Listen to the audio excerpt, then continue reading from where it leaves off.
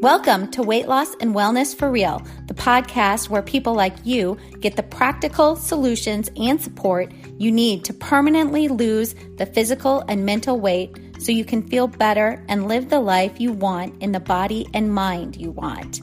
If you're looking to overcome your stress eating, overeating, binging behaviors, and move to a place of freedom with food and your body, you're in the right place. Just a reminder that this podcast represents my own opinions. The content here should not be taken as medical advice. The content here is for educational and informational purposes only. Please consult your doctor or healthcare professional for any individual medical questions you may have. Hello, friends, and welcome. I'm glad you're here. Today we are getting a little bit deeper into some deeper work in sort of some ways I work with clients and things I've used throughout my history of being a mental health therapist. These are some pretty classic cognitive behavioral strategies, although I tend to use more of acceptance and commitment therapy strategies. There's still a lot of cognitive behavioral stuff that goes on with that, with acceptance and commitment therapy. And one of those things that we often use to kind of get started is clarifying your narrative, and also the strategy of catching thoughts. And so today we're going to talk about, okay, well, what does exactly clarifying your narrative mean, and what exactly, is catching thoughts? How do we do this? Why does it apply to weight loss? And actually, this applies to any changes that we are trying to make in life. But again, this podcast tends to focus on weight loss and well-being. So we'll kind of keep it in that realm. So ask yourself this question, have you ever been, in this place where you really, really want to make a change? And so maybe it is a change to your body. Maybe it's a change in your relationship to food or drink or to any other sort of attachment that you have. It could be shopping, gambling, porn, any of those things. Could be you want to make some changes to your relationships, right? You're kind of wanting more healthy relationship patterns in your life with those you love. Maybe you're trying to make changes in regards to how you typically go through past relationships, right? You're looking for maybe a partner in life and want that relationship to be healthy. Could be maybe your work life, right? You're wanting to make some changes within your work life. Maybe it's financial and how you handle money. You're wanting to make changes there. Maybe it's a characteristic in you. Maybe you want, this was one of mine, like really wanting to be a little bit more relaxed and less stressed out all the time. So you truly want this change. You really want this change to happen. You really want to be different. And yet, no matter how much you desire it, want it, talk about wanting it, you just cannot make it happen. And maybe, you can start out doing some changes, making some behavior changes to kind of get you on that path to the big change that you're trying to make.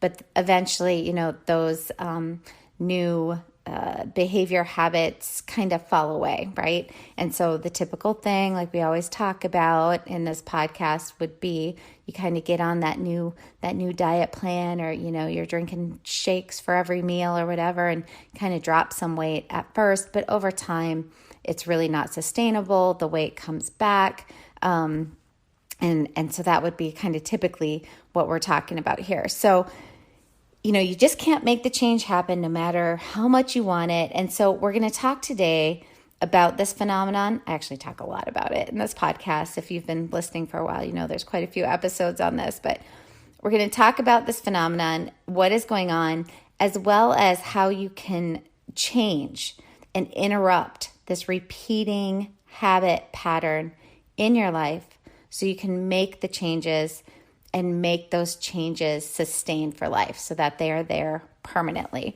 So I have gone personally myself so many times throughout my life sort of this pattern, and I still continue to go through it in different areas of my life. But for the most part, I've kind of found a process that has helped me, help some of my clients, help many of my clients make the actual changes that they want to be making, that I want to be making. And I just, want to share some of that with all of you. And actually, all my episodes that I put out is really part of that. Like, I really do have this sense of wanting to add value to people's lives, to really help.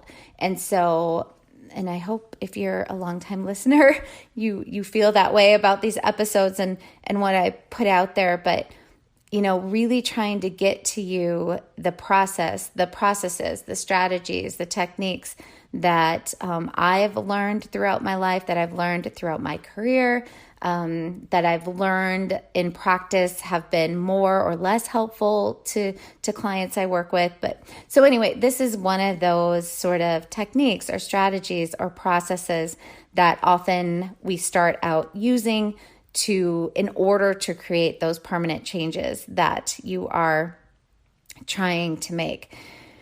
I know that figuring out some clarity, and I do talk about clarity a lot, around why we do the thing we don't want to be doing. So clarity around the narrative or our story, right? Clarity around why do I keep overeating when my big goal is really to be healthy and live in this body that can move well and, can take me into older age, being strong and healthy. Like I really, really want that. I really want to fit into some different clothes. I really want to feel confident in my body.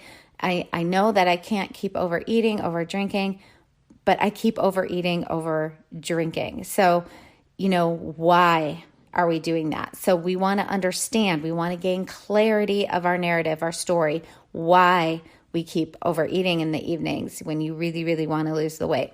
Why do you keep overeating on the weekends when you really, really want to lose the weight? Why behind you keep dating men that leave you, right? The why behind why you keep exploding in anger at those you love when you become stressed out and you really don't want to do that, right? We really want to gain some clarity for ourselves into the why. What is our narrative? What is our story about why these things start happening? So stay with me here because we're going to talk a little bit more in depth about why clarity of your narrative is so important to get you on the path to sustainable changes that you want to make, whatever they are in life.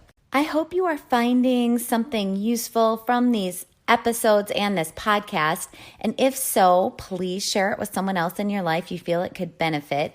This podcast is also now monetized. So if you really feel you are getting a lot from it and want to help keep it going, please go to the episode show notes. You can just scroll down from wherever you're listening. You'll see a description of the episode, and then you will see it says support this podcast. And then there's a link you can click on. You can click on that link, and that's where you can support the podcast. Even the smallest donation, like 99 cents, helps to keep me producing the podcast. And to those of you who have donated, I really, really appreciate the support. I really do appreciate all of you listening and sharing the space with me. Again, just very thankful for all of you. I talk a lot about clarity of our narrative or our stories a lot. And the reason I do is because without some clarity of the narrative you are telling yourself, about others, about your world. So without some real clarity and understanding of the narrative you are telling yourself, about others, about the world, you really cannot get to the bottom of why you feel the way you do and therefore behave or act in the way that you do. We really need some sort of understanding or clarity of what is going on in our own brains so that we can then begin to restructure our narrative in order to feel different feelings. Because remember, thoughts create our feelings, which drive our behaviors. So we want to, at some point, or we need to, in order to make change, restructure our narrative. We need to change, shift, restructure the stories that we are telling ourselves, the thoughts that are popping up in our brain. We need to take some authority over those things and start to shift that narrative in order to feel different feelings that then will drive different behaviors for us. And we need the clarity of our narrative as sort of that bottom of our framework to work from, so we can know where to go from here, what direction of change in regards to our thinking patterns we need to make in order to get to where we actually want to be, in order to make the changes we really want to make, in order to be the person we truly want to be, in order to live in our daily lives the way we really want to be living. This is really then about, so once we have that clarity, of the narrative or the story that we're telling ourselves, then it really is about unrehearsing these patterns of thoughts, feelings, behaviors that have, I think of it as like it's kept you locked in that past version of yourself, that version of yourself that you are really wanting to change. You're wanting to sort of, reboot and upload to this new version of yourself. And if you want a new, different version of you, then figuring out your pattern, thoughts, feelings, behaviors that are sort of keeping you as a prisoner in that past, current version of you is the awareness we need to begin to unrehearse these old patterns. So you can kind of see the reason that clarity of narrative, that clarity of your story that you're telling yourself, of your thoughts, understanding what thoughts are popping up in my head, what thoughts are running sort of in the background that maybe I wasn't even aware of are running, So finding that clarity, the reason that's so important is because we need that. We need to know what we're thinking. We need to understand what thoughts are coming up so that we can begin to unrehearse, if you will, these old patterns of thought. That past version of ourselves, or even the current one, if we're trying to change, is just, I think of it as, or you can think of it as just, it's very outdated. It's not that there's anything wrong with that past version of yourself or yourself right now. There's nothing wrong with you at all. It's just outdated. It's not useful, and it might not be helpful in where you are really meant to go in this life. So really think about this. Your current situation of who you are and how you experience life, your life, is all about patterns of your thoughts, feelings, and behaviors. We truly are and exist in our lives based on how we think about ourselves, about others, about our world. Our thoughts ultimately create who we are, how we feel, how we act, and therefore give us our results in life. So when we want to make changes to ourselves and understand and have that clarity around our current or past patterns of thoughts, feelings, behaviors, we can then start to unrehearse them. And we do this, and sometimes I call that unwinding them, right? And we do this by catching those unuseful thoughts, and so this is part of that idea of catching thoughts. And so we do it by we catch these unuseful thoughts before we can hook into them. And what I mean by hook is, we catch the thoughts before we start believing them and then act on them. So one of the patterned unhelpful thoughts I often find in my clients, it comes up very often, and this was also one of mine in the past, is something like, I deserve to overeat because things are so hard for me. Or I deserve to eat all this because I had such a hard day. Or the tricky one for me was always, well, I deserve to eat all this because, I exercised so hard, or, I ran this far, or whatever it is, right? So the only way, another thought would be, the only way I can feel better right now is to eat or drink. And these are thoughts that lead to more feelings of over desire for food, of defeat, right? Even feelings of unwillingness to practice new behaviors that could bring relief. So from experience, these feelings, the driven behavior you then most likely probably engage in is overeating. So we want to start to catch that initial thought from our pattern narrative when it happens, right? We want to do the practice. We want to practice catching those thoughts. So once we have clarity around our narrative, around our thinking patterns that are unhelpful, unuseful for where we want to go in life, for who we want to be in life, for the goals we want to reach in life, then we work to start catching those thoughts when they happen. And that means we need to pay closer attention to our thoughts. And we pay closer attention to our thoughts when we are engaged in work like this, when we are journaling on these things. This is often why journaling can be so helpful, right? Writing things out, writing out our narrative, writing out the thoughts that we discover that are coming up that are unhelpful. When we this stuff, when we're doing the work of, you might be engaged with a life coach or maybe within a therapeutic process with another human soul. When we are even just thinking about this, we're thinking about, okay, well, I'm working on this, thought work. And so sometimes just reminding yourself throughout the day, like I'm working on this, can help you get more clarity or can help you catch those thoughts when they do pop up. When you're more engaged in this work in whatever capacity, you will find you more often will just be paying attention to your thoughts and thus be able to, I don't know why I said thus, I sounded very, very formal. You will be able then to catch these thoughts spinning through your mind more often. So on a practical level, you can also do things like write out on a sticky note something like, what is the thought you are thinking? Or put a reminder on your phone that pops up here and there throughout the day, asking you the question, what are you thinking right now? The more you remember and practice to think about your thinking, this is called metacognition, by the way, and it is a skill, the more you will tune your brain to watching your thoughts. So it'll become more automatic. Now, remember the golden rule about the skill of thinking about your thinking.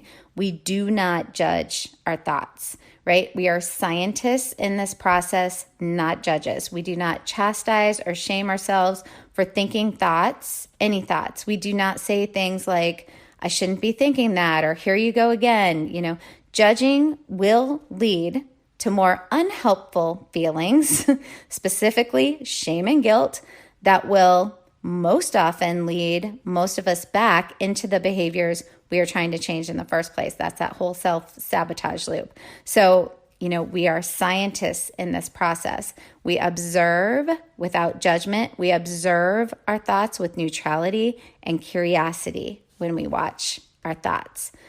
So now that you're getting a bit more skilled at noticing your unhelpful or your non-useful thoughts, you will find automatically you're going to notice more of when you're thinking that thought. And this is how you catch that thought. And again, we want to catch it so that we can then take a pause before acting on it. If I catch that unhelpful thought, I notice that unhelpful thought in the moment, I can then take a breath, and at the very least, I get to make a decision if I'm going to act on the thought or not. So I have the thought, I deserve to eat whenever I feel like it because I worked so hard today. I catch the thought. I say to myself, there you are, my habit thought. Before I go to the pantry door, I can at least now take a breath and ask myself, is there anything else that could bring me even just a little relief right now instead of choosing food or drink? You might even get a little existential here because for many of us, the reminder of the bigger, deeper picture is helpful. So you might then say to yourself, because remember your health goals here, remember who you really authentically are and want to be in this life. Remember how you really want to be the person who does not use food for emotional reasons anymore. Remember your future self and what she would want you to do right now.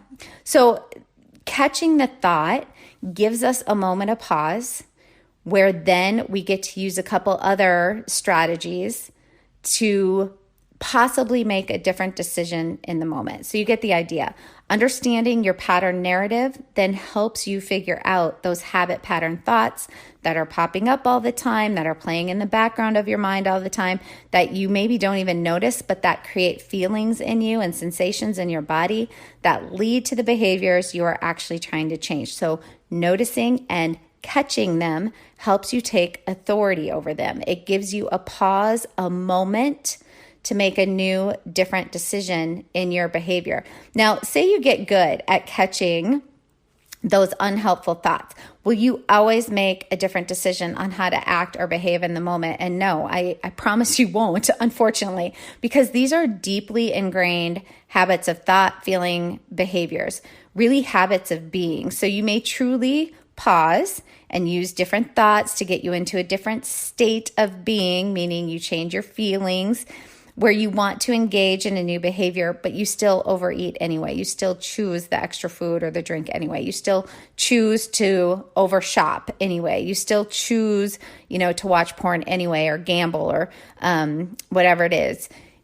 And so that does happen. But over time, as you practice this process, what you will find is that you behave in your old pattern of being less frequently.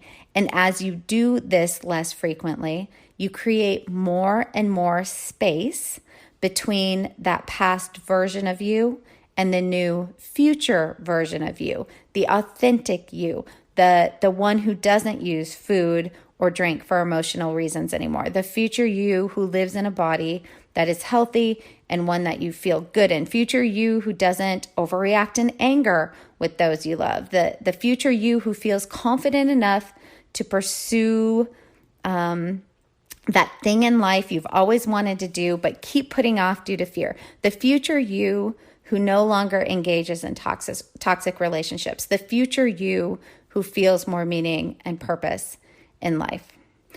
Take the time to clarify your narrative, to really figure out your unhelpful, unuseful, old, outdated thought patterns, habit patterns of thought.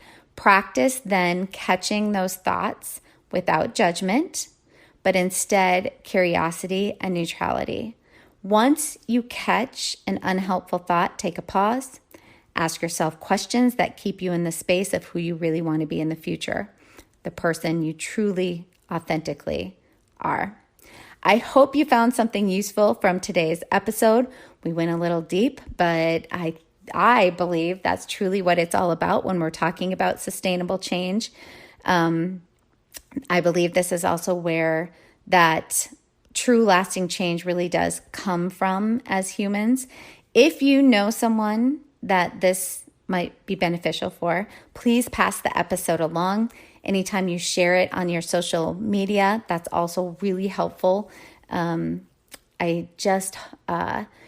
My goal is that this podcast will continue to grow and really just be able to help more and more people out there. I hear from a lot of you that, you listen to an episode and it just so aligned and it was so helpful. And that makes me want to keep putting these out here. That's really what this is all about. Just trying to help and really shift, I hope, in the future, all the diet mentality, all the things that I believe really held me back in regards to who I authentically was. And, I have a young daughter too. So I hope through some of this work that maybe that will make some really broad changes in the future where she won't be dealing with those sort of things. At any rate, as always, I really appreciate you listening, and we will talk soon. Did you know you can find a lot more help from me on my website? Go to heatherheynen.com. Heynen is spelled Heynen, and get in touch with questions on all things I offer, like online courses for overeating, weight loss, goal attainment, and also my coaching and counseling services.